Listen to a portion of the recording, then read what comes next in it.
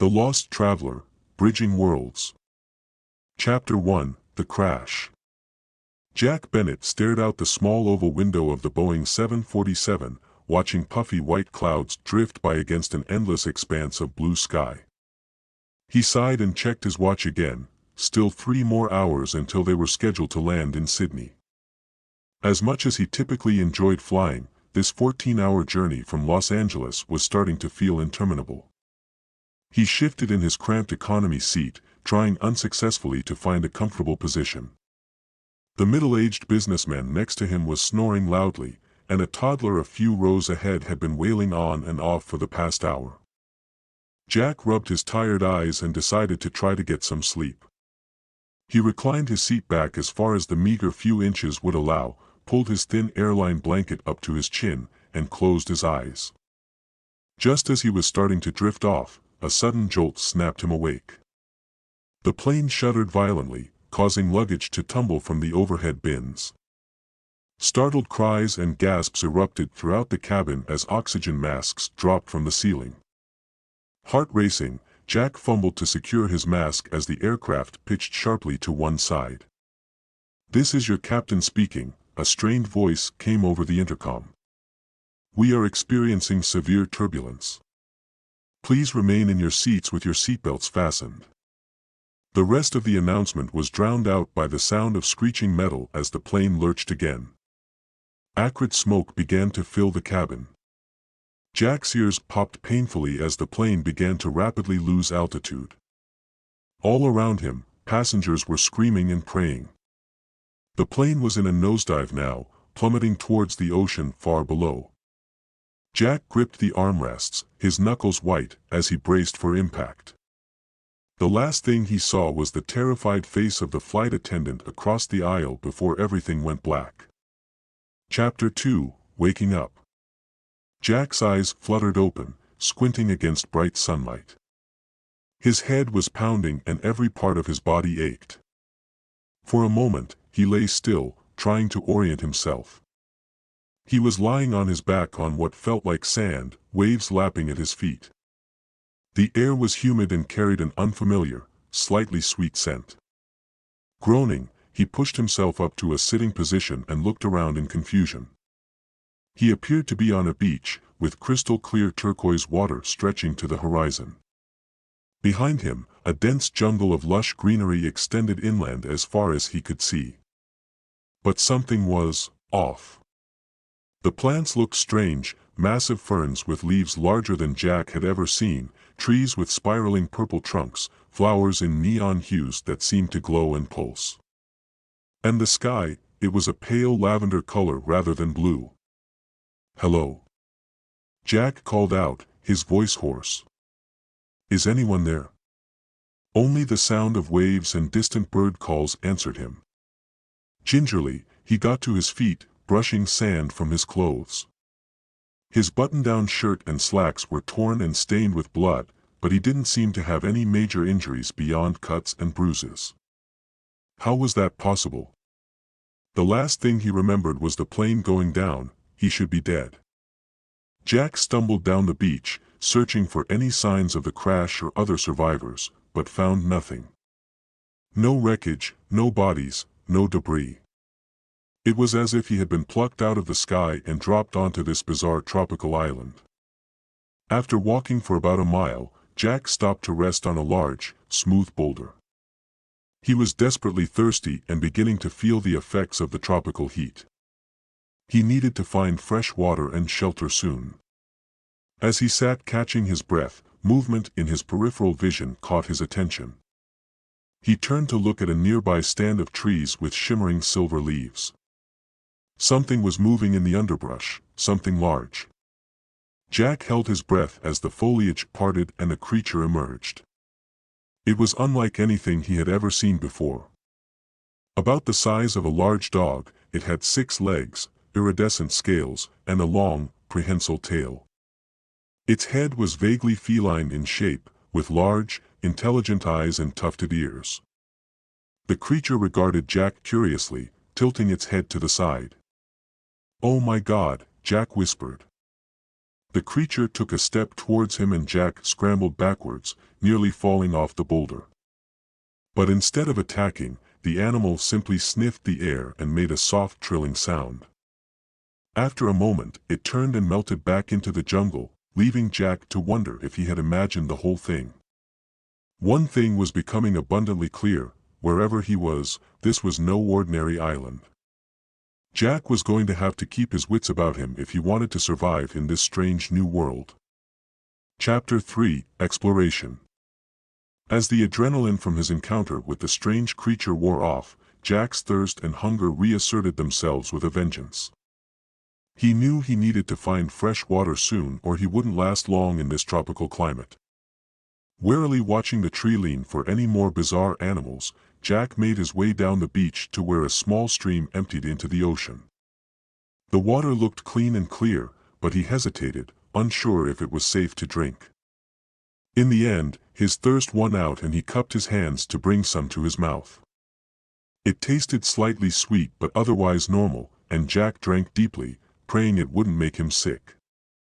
His thirst quenched for now, Jack turned his attention to finding food and shelter. The jungle looked forbidding, full of unknown plants and creatures, but he knew he couldn't stay exposed on the beach indefinitely. Taking a deep breath, he plunged into the dense foliage. The humidity hit him like a wall as he pushed through massive ferns and vines.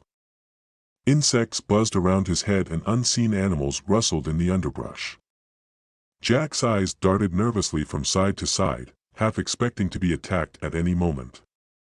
But aside from a few more glimpses of strange, scaly creatures watching him from the shadows, nothing bothered him. After about an hour of hiking, Jack stumbled upon a small clearing. A rocky outcropping on one side formed a shallow cave, not ideal, but it would provide some shelter. Nearby, a tree was laden with round, purple fruits about the size of apples. Jack's stomach growled at the sight. He approached cautiously and plucked one of the fruits. The skin was smooth and slightly fuzzy, like a peach. Jack sniffed it. The scent was sweet and enticing. But was it safe to eat? He had no way of knowing if the fruit was poisonous. In the end, hunger once again won out over caution. Jack took a small bite, ready to spit it out at the first sign of any odd taste or reaction. The flavor exploded across his tongue. It was delicious, like a combination of strawberry and mango. He quickly devoured the rest of the fruit and grabbed several more. With his immediate needs met, Jack set about making the cave more livable. He gathered large leaves to create a bed and used vines to weave a crude curtain across the entrance for some privacy. As he worked, his mind raced, trying to make sense of his situation. How had he survived the plane crash? Where exactly was he? This clearly wasn't any known island on Earth. Had he somehow been transported to another world? An alternate dimension? Was he in a coma, dreaming all of this? Jack had no answers, only a growing sense of anxiety about what other surprises this strange land might hold. As the lavender sky began to darken, he retreated to his makeshift shelter, listening to the unfamiliar nighttime sounds of the jungle. Sleep was a long time coming. Chapter 4: First Contact. Over the next few days, Jack settled into a routine of sorts. He would wake at dawn, gather fruit and water, then spend the day exploring his surroundings and trying to improve his shelter. He discovered several other types of edible fruits and even managed to catch some fish-like creatures in the stream using a makeshift spear. On his 5th day on the island, Jack decided to climb to the top of a tall hill he had spotted in the distance, hoping to get a better view of the land. The climb was grueling in the humid heat, but when he finally reached the summit, the panoramic vista took his breath away. Miles of verdant jungle stretched in every direction, broken only by winding rivers and the occasional grassy meadow. In the far distance, Jack could make out what looked like mountains shrouded in mist. There was no sign of any human habitation or the ocean he had washed up on. He must have traveled further inland than he realized. As Jack stood taking in the view, movement in the valley below caught his eye. A herd of large, six-legged creatures similar to the one he had first encountered were grazing in a meadow. They moved with a fluid grace despite their alien appearance. Suddenly, a flash of color darted out of the tree-line. Jack squinted, trying to make out what it was. His jaw dropped as he realized he was looking at a group of humanoid figures. They were shorter than humans, with bluish skin and what looked like fins or frills on their heads and arms. The beings appeared to be hunting the herd animals, armed with long spears. Jack watched in fascination as the hunt unfolded. The creatures worked together with impressive coordination, herding their prey and taking down one of the larger animals. As they began to butcher their kill, Jack's foot slipped, sending a cascade of pebbles down the hillside. The beings froze, heads snapping up to look in his direction. Jack ducked down, heart pounding, but it was too late. He had been spotted. A high-pitched trilling sound echoed across the valley, some kind of alarm call. Jack turned and fled back down the hill as fast as he could, crashing through the underbrush in his haste. He didn't stop running until he reached his cave, where he huddled inside, mind reeling. There were intelligent beings on this world, but were they friendly? Would they help him or see him as a threat? One thing was certain, Jack was no longer alone in this strange land. Whether that was a good thing or not remained to be seen. Chapter 5, The Encounter. For the next 2 days, Jack barely left his cave, terrified that the beings he had seen would come looking for him. But as time passed with no sign of them, his curiosity began to outweigh his fear. He needed answers about this world he had found himself in, and those creatures were his best chance of getting them. On the 3rd day, Jack cautiously made his way back towards the valley where he had seen the beings hunting. He moved slowly, alert for any signs of movement or sound. As he neared the edge of a clearing, he heard voices speaking in a musical, trilling language. Crouching behind a large fern, Jack peered out to see 3 of the blue-skinned beings. Up close, he could see that what he had thought were fins were actually more like feathers or fine scales. Their large, almond-shaped eyes were a striking gold color. They appeared to be gathering plants, placing various leaves and flowers into woven baskets. Jack's heart raced as he tried to decide what to do. Should he reveal himself? Try to communicate somehow? As he wavered, his hand slipped on the damp ground and he fell forward with a crash. The beings whirled around, dropping their baskets and raising spears that Jack hadn't noticed before. He raised his hands in what he hoped was a universal gesture of peace. "I'm not going to hurt you," he said softly, knowing they couldn't understand but hoping his tone would convey his intentions. "I'm lost. I need help." The creatures conferred among themselves in rapid trills and clicks. Finally, the tallest of the 3 stepped forward cautiously. She placed a hand on its chest and made a sound that Jack guessed was a name or title, Azura. Jack slowly stood up, keeping his hands visible. He mimicked the gesture. "Jack," he said, pointing to himself. Azura's head tilted to the side, gold eyes studying Jack intently. It made a series of gestures that Jack interpreted as, "Follow me." The being turned and began walking deeper into the jungle, pausing to look back at Jack expectantly.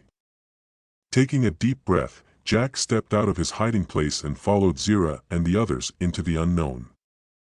Chapter 6, The Village. Jack followed the beings through the dense jungle for what felt like hours.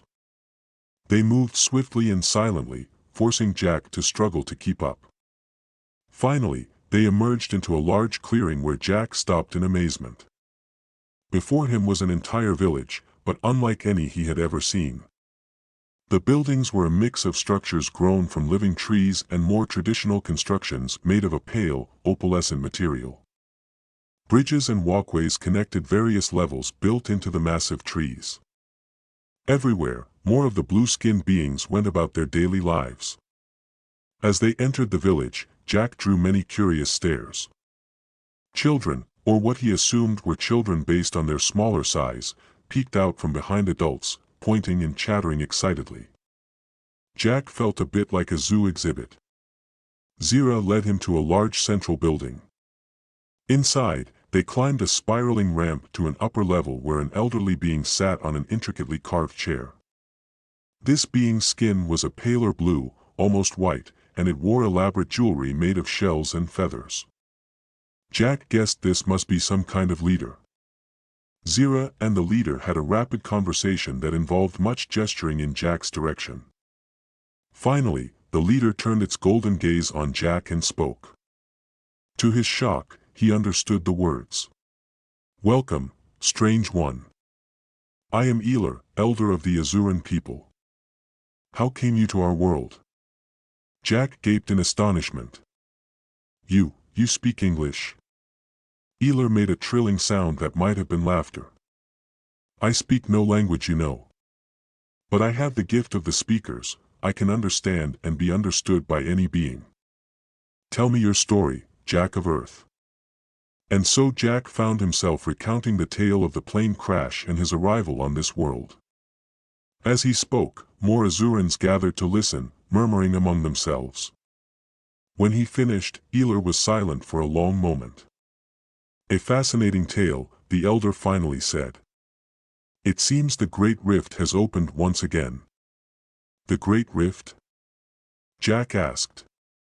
Elar nodded solemnly. "There are places where the barriers between worlds grow thin. Sometimes, they tear open entirely, allowing beings to pass through. It is rare, but it has happened before. You are not the first to come to our world this way, though it has been many generations since the last arrival." Jack's mind reeled at the implications. He really was on another world. Can I go back?" he asked hesitantly. Elar's expression was sympathetic. "The rift is unpredictable. It may open again in a day, or a year, or never. I'm afraid for now, you are stranded here in Azura." Jack slumped, the full weight of his situation hitting him. He was truly alone here, cut off from everyone he had ever known. Seeming to sense his distress, Elar leaned forward. "Do not despair, Jack of Earth. You will be welcome among us for as long as you are here. We will teach you our ways, and perhaps you can teach us about your world in return. Who knows what wonders may come of this meeting of two peoples."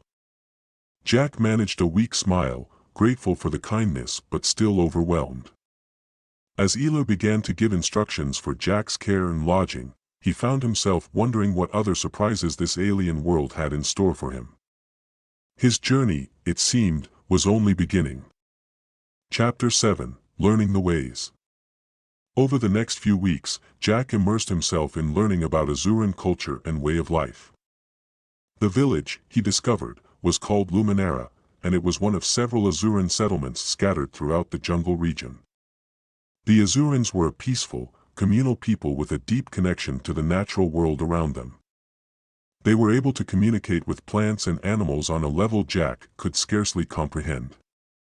He watched in awe as they sang to trees, coaxing them to grow into desired shapes for buildings and bridges. Azura, the being who had first brought Jack to the village, became his primary teacher and guide. Jack learned that Azura was what humans might call non-binary. Azurans had 3 distinct sexes, and Azura belonged to an intermediate third gender. Under Azura's patient tutelage, Jack began to pick up the basics of the Azuran language.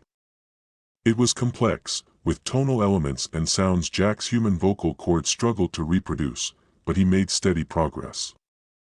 He also started to learn their writing system, which consisted of intricate swirling patterns that seemed to shimmer and move on the page. In return, Jack shared what he could about Earth.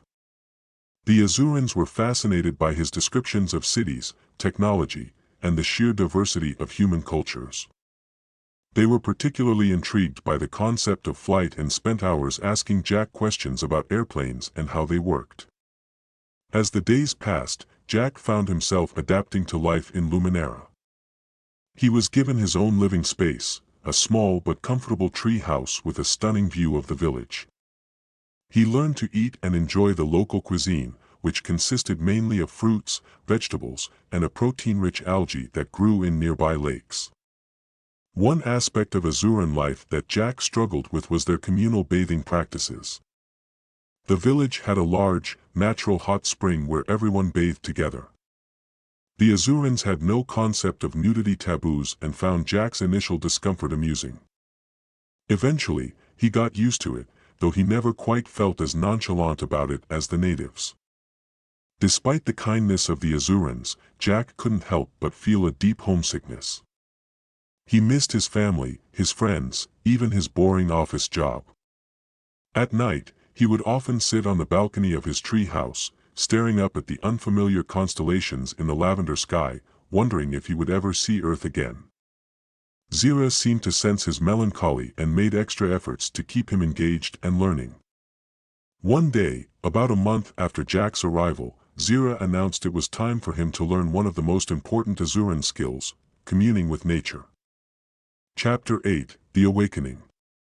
Today, we will awaken your inner voice, Azura explained as they led Jack to a secluded glade deep in the jungle.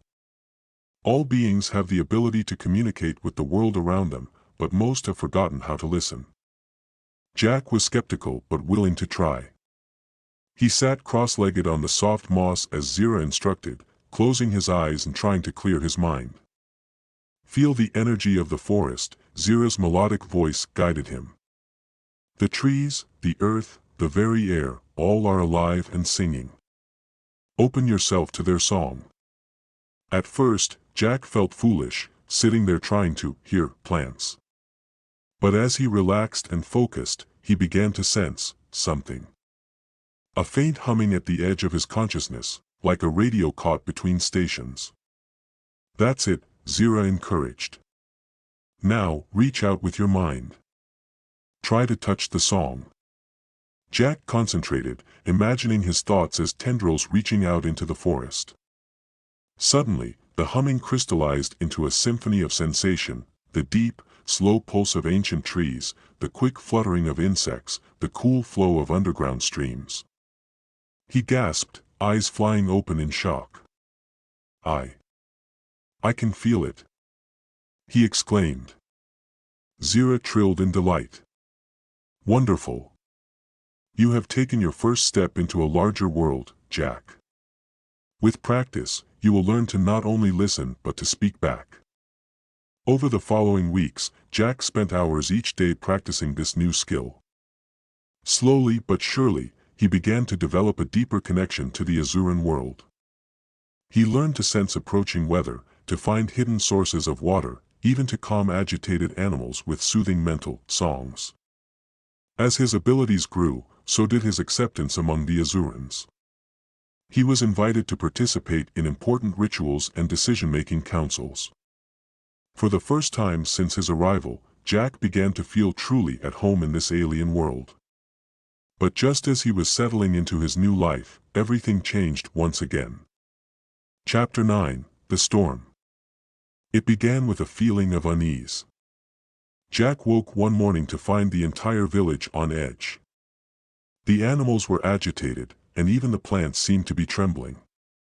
A great storm approaches, Eler announced gravely at an emergency gathering. One unlike any in living memory. We must prepare. The next few days were a flurry of activity as the Azurans fortified their homes and stockpiled supplies. Jack did his best to help, using his newfound abilities to assist in communicating with the local wildlife and guiding them to safer areas. When the storm finally hit, it was like nothing Jack had ever experienced. The sky turned an ominous dark purple, shot through with bolts of green lightning. Winds howled through the trees with enough force to uproot the smaller ones. Rain fell in sheets so thick it was hard to breathe. For 3 days and nights, the tempest raged. The Azurans huddled in their strongest structures, singing soothing songs to the frightened trees to prevent them from toppling. Jack found himself working tirelessly alongside them, his connection to nature allowing him to help stabilize the living buildings. On the 4th day, the storm finally began to subside. As the Azurans emerged to survey the damage, a cry went up from the edge of the village. Jack rushed to see what was happening. A massive tree had fallen, opening up a view of the valley below that had previously been hidden. There, gleaming in the post-storm mist, was a sight that made Jack's heart stop. The unmistakable metal hull of an airplane wreckage. Chapter 10, Echoes of Earth. Jack stood frozen, staring at the distant glint of metal. It couldn't be, could it? Jack. What is it? Azura asked, concerned by his sudden pallor.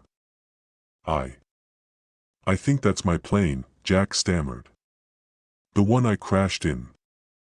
Word spread quickly, and soon a small expedition was organized to investigate the wreckage. Jack insisted on going along, his heart pounding with a mixture of hope and dread. What would they find? Had others survived? And if so, where had they been all this time? The journey to the crash site took most of a day, requiring careful navigation through storm-damaged jungle. When they finally reached it, Jack felt a surge of conflicting emotions. It was indeed a passenger plane, broken into several large pieces but still recognizable. As the Azurans examined the strange metal construct with fascination, Jack cautiously approached the fuselage. The door was gone, ripped away in the crash. Taking a deep breath, he stepped inside. The interior was a mess of tangled seats and debris. There were no bodies, which Jack found both relieving and puzzling. As he picked his way through the cabin, a glint of something caught his eye. He leaned down and picked up a small object, his own watch, still ticking away as if no time had passed. Incredible, Azura said, coming up behind him. This is truly the vessel that brought you to our world. Jack nodded mutely, still trying to process what he was seeing. How had the plane gotten here? Why hadn't he seen it before? And most importantly, what had happened to the other passengers and crew? As the Azurans continued to explore the wreckage, Jack made his way to the cockpit. The instruments were dead, but otherwise, everything looked eerily normal. On a hunch, he checked the logbook. The last entry sent a chill down his spine. May 15, 2023, unexpected turbulence. Strange lights in the sky. Something's wrong with the instruments. We're losing Alti-. The date was exactly 1 year before Jack had woken up on the beach. As he stood there grappling with the implications, a shout from outside caught his attention. He hurried out of the plane to find the Azurans gathered around something on the ground nearby. It was a skeleton. Human, from the look of it. And there were more scattered around the clearing. I don't understand, Jack said, his voice shaking. If they died in the crash, why didn't I see any bodies when I first arrived? And why am I still alive? Eler, who had insisted on joining the expedition despite his age, stepped forward with a grave expression. I believe I may have an explanation, though you may find it difficult to accept. Jack turned to the elder, desperate for any answers. Please, tell me. Eler sighed heavily. The Great Rift does not just connect spaces, but times as well. I believe that when you passed through, you were displaced. These unfortunate souls, he gestured to the bones, they arrived a year ago, as your records indicate. But you, Jack, you were caught in the currents of time. To you, the crash happened mere months ago. But to this world, to those poor people who died here, it has been much longer. Jack felt his knees go weak as the implications sank in. He hadn't just been transported across space, but through time as well.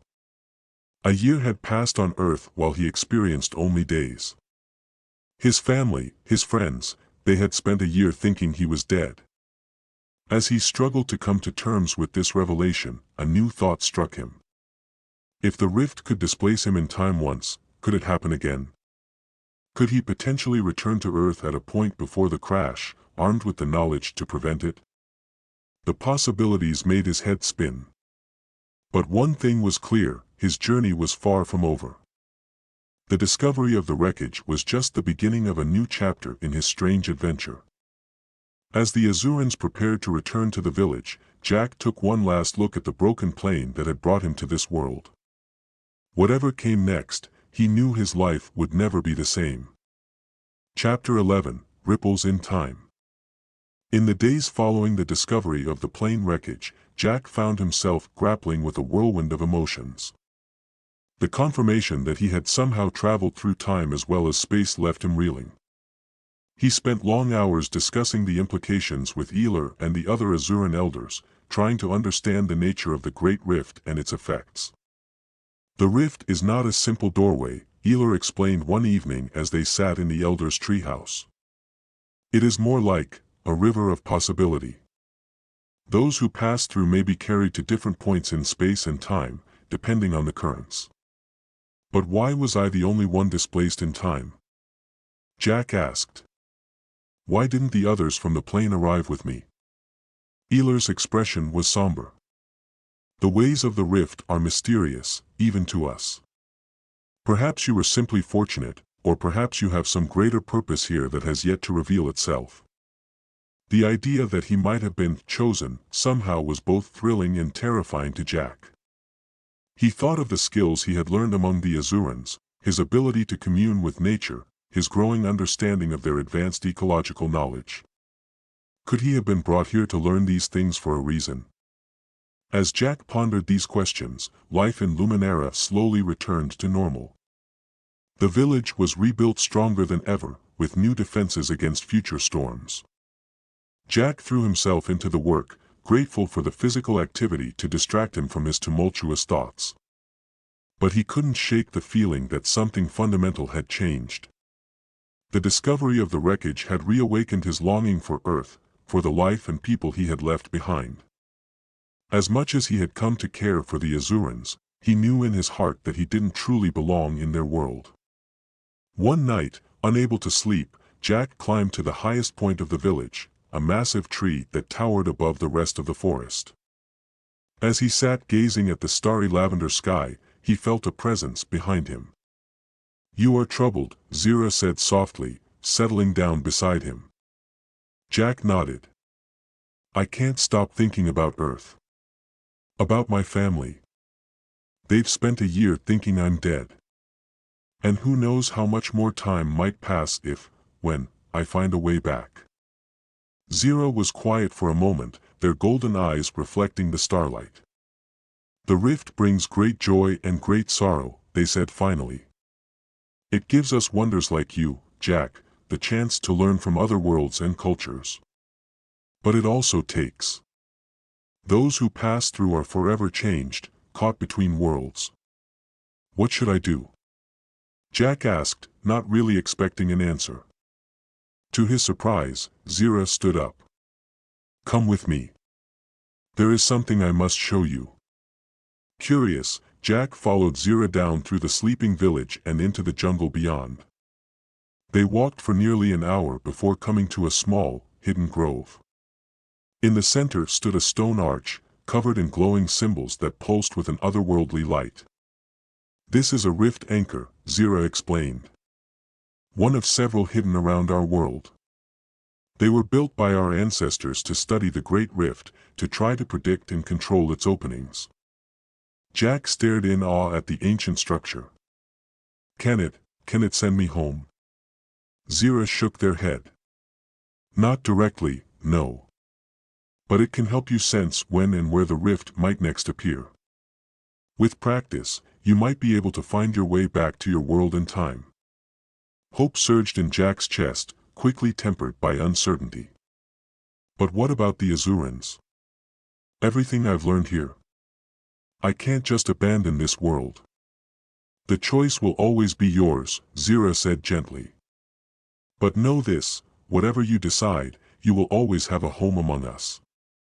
And perhaps, if you do return to your world, you can be a bridge between our peoples." As Jack stood before the rift anchor, he felt the weight of possibility pressing down on him. The path ahead was uncertain, filled with danger and wonder in equal measure. But for the first time since he had crashed on this strange world, he felt a sense of purpose. Whatever came next, he would face it with the wisdom and strength he had gained among the Azurans. His journey, he realized, was only just beginning. Chapter 12: Echoes of the Future. Weeks turned into months as Jack dedicated himself to mastering the use of the rift anchor. Under Zira's guidance, he learned to attune his mind to the subtle energies of the Great Rift, sensing its ebbs and flows across space and time. It was frustrating, exhausting work. Often, Jack would spend hours in meditation, only to catch the barest whisper of the rift's presence. But slowly, surely, his skills improved. He began to have vivid dreams, glimpses of other worlds, other times, that left him both exhilarated and unsettled. As his connection to the rift grew stronger, Jack found his perception of time itself beginning to shift. He would sometimes slip into trances where he experienced years in the span of minutes, or stretched seconds into hours. It was disorienting, but Eler assured him it was a natural part of the process. Time is not the rigid stream we perceive it to be, the elder explained. It is more like an ocean, with currents and eddies, depths and shallows. As you attune yourself to the rift, you begin to sense these fluctuations. But it wasn't all abstract meditation and metaphysical experiences. Jack continued to be an active part of Azuran society, using his unique perspective to help solve problems and come up with innovations. He introduced concepts from Earth like crop rotation and basic mechanical tools, always careful not to disrupt the Azurans' harmonious relationship with nature. In return, the Azurans taught him more of their advanced ecological techniques. Jack learned to accelerate plant growth, to purify water with nothing but focused thought, to calm natural disasters before they fully formed. It was like a blend of science and magic, and it never ceased to amaze him. As his powers grew, so did his bond with the Azuran people. He formed deep friendships, not just with Zira and Eler, but with many others in Luminara and the surrounding villages. He was invited to naming ceremonies for newborns, participated in harvest festivals, and even helped officiate weddings. There were moments when Jack almost forgot he wasn't truly one of them. Times when the ache for Earth faded and he could imagine spending the rest of his life in this wondrous, alien world. But always, the pull of home remained. It was there in the way he still struggled with certain Azuran words, in his occasional cravings for foods that didn't exist here, in the photos he kept of his family back on Earth. And then, nearly a year after he had first arrived in Azura, everything changed once again. It happened during one of Jack's sessions with the rift anchor. He had slipped into a deep meditative state, his mind drifting through the currents of the rift, when suddenly he felt a powerful tug. Images flashed through his mind rapid fire: Earth, his hometown, his family. But something was wrong. He saw storms, floods, chaos in the streets. With a gasp, Jack snapped back to consciousness, his heart pounding. Zira was at his side instantly, steadying him. "What did you see?" they asked urgently. "Earth," Jack panted. "My home. It's in danger. Something terrible is coming." As he recounted his vision to Zira and later to the Council of Elders, a grim realization settled over. Chapter 13: The Decision. As Jack recounted his vision to the Council of Elders, a heavy silence fell over the gathering. The implications were clear: Earth was facing a catastrophe, one that Jack's newfound abilities might be able to prevent.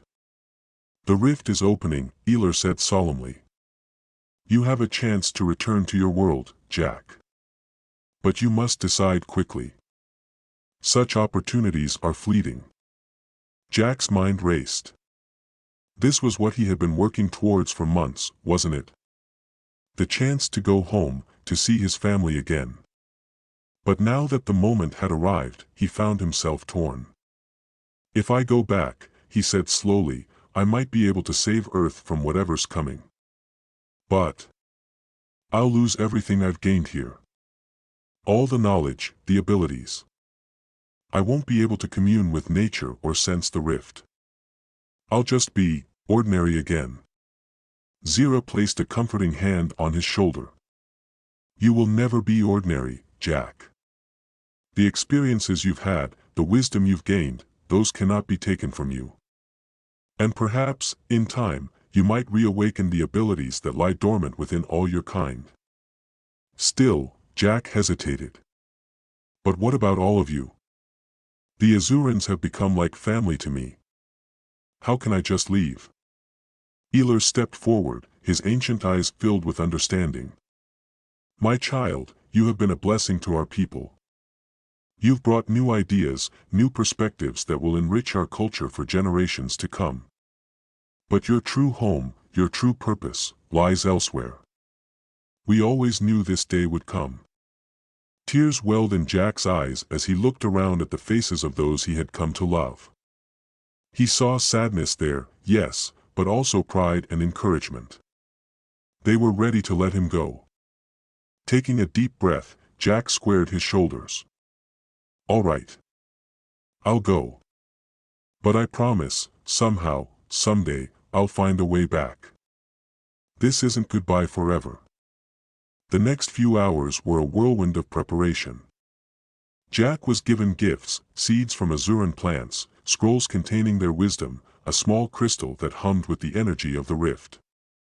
He said his goodbyes, hugging friends and receiving blessings from the elders. Finally, as the twin moons of Azura rose in the lavender sky, Jack stood before the rift anchor. Zira and Eler flanked him, lending their strength to the ritual. Remember, Eler said, time is fluid within the rift. Focus your mind on the moment you wish to return to. Picture it clearly. Jack nodded, closing his eyes. He thought of Earth, of the day of the fated flight.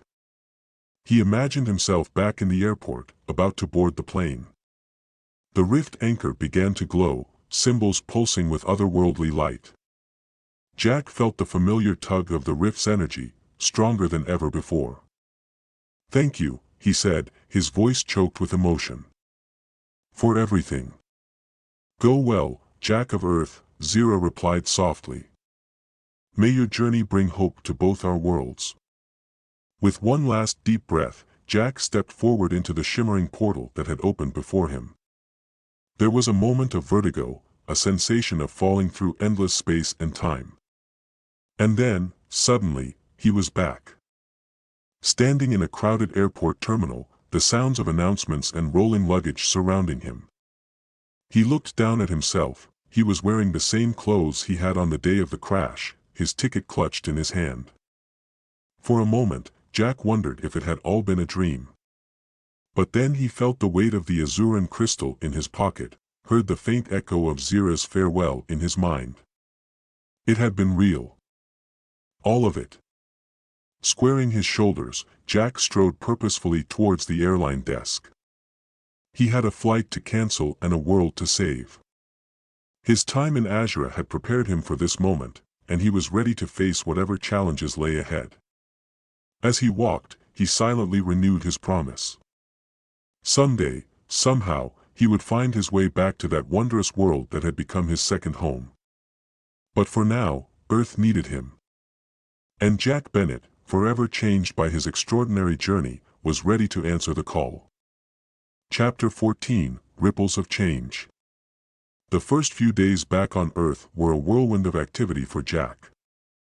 After canceling his flight and narrowly avoiding the crash that would have sent him to Azura, he threw himself into researching the potential disasters he had foreseen in his vision.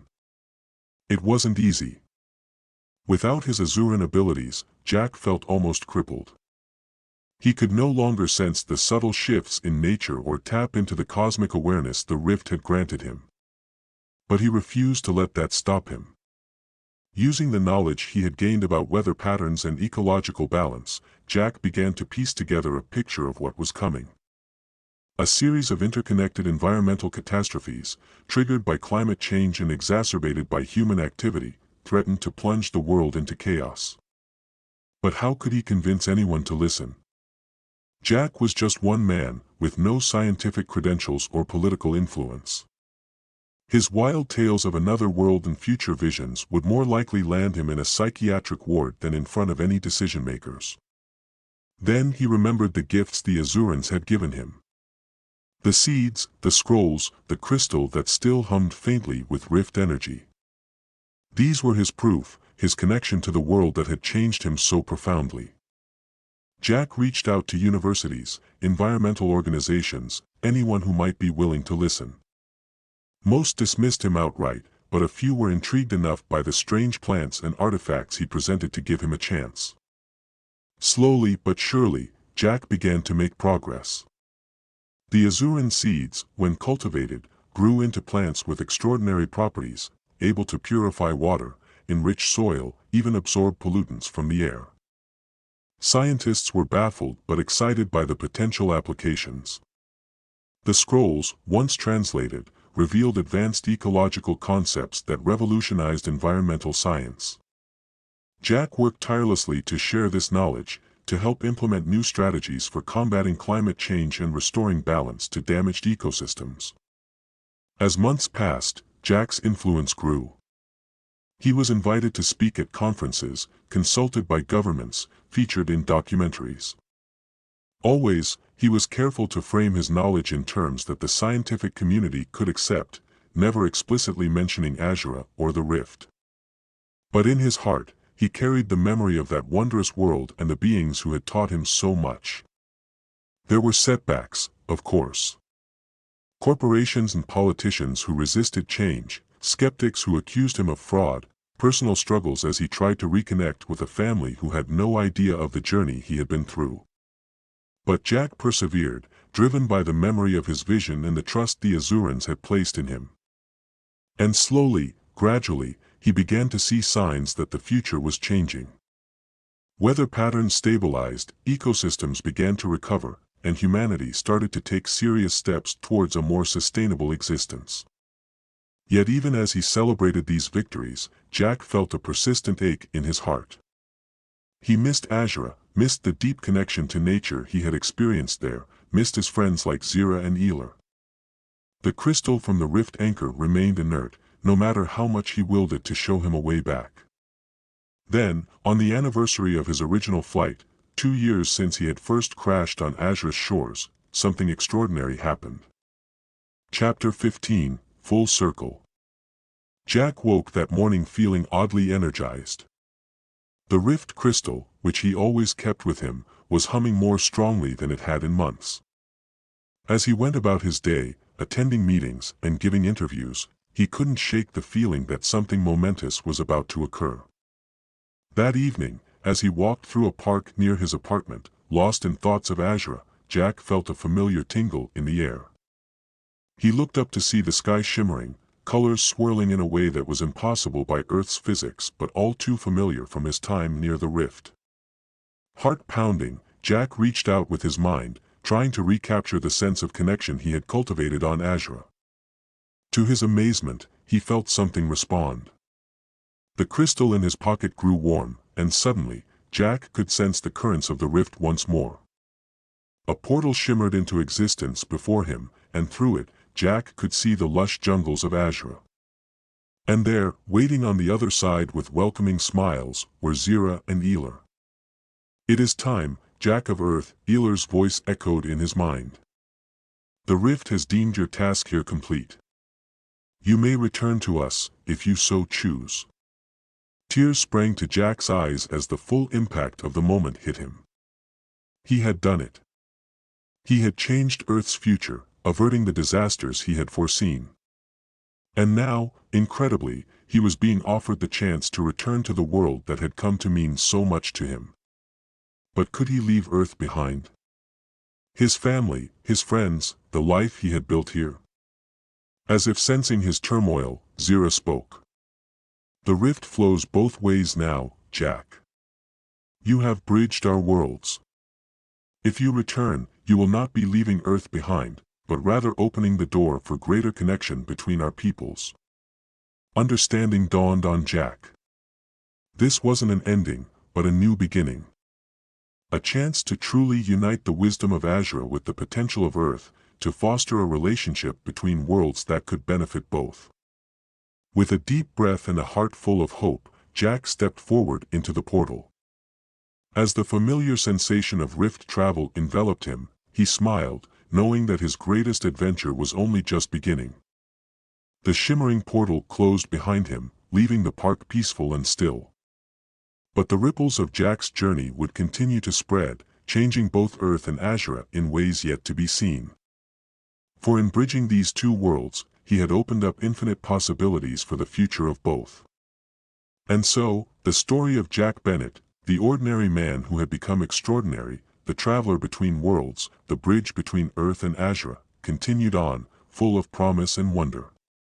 His plane crash had been just the beginning of a cosmic journey that would reshape the destiny of two worlds and beyond. The end. Subscribe for more.